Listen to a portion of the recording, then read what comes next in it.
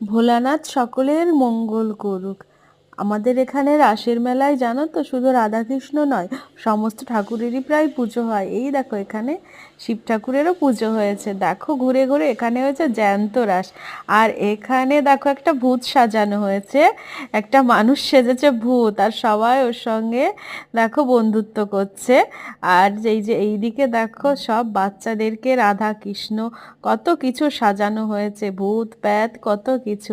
এই আম গাছটার নিচেই প্রতি বছর কিন্তু সুন্দর সুন্দর থিম করা হয়। আর এত সুন্দর না, বাচ্চারা একবার ভয়ও পায় আনন্দ পায়, ভীষণ ভালো লাগে। আর ঠাকুর দেবতা সব কিছুই থাকে।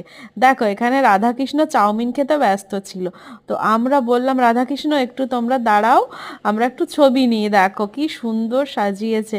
কৃষ্ণটা যে এত ভালো লাগছে, আর রাধাও সুন্দর। ওরা ছোট বোঝে না, বললাম কৃষ্ণর কাঁধে একটু রাধা হাত দাও, দেখি তোমাদের একটা ছবি তুলি। দেখো কি সুন্দর ওদের মানিয়েছে, খুবই সুন্দর লাগছে। শুধু রাধা কৃষ্ণ নয়, লক্ষ্মী সরস্বতী, তারপরে তোমার অনেক কিছুই ছিল। তারপর রাক্ষস সেজেছে, ভূত সেজেছে, কত কিছু। আমাদের এখানে জানো তো রাসে অনেক অনেক মজা হয়।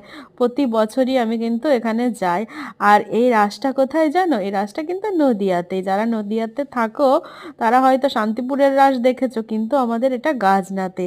যারা গাজনার আশেপাশে আছো তারা কিন্তু অবশ্যই দেখো, খুব সুন্দর।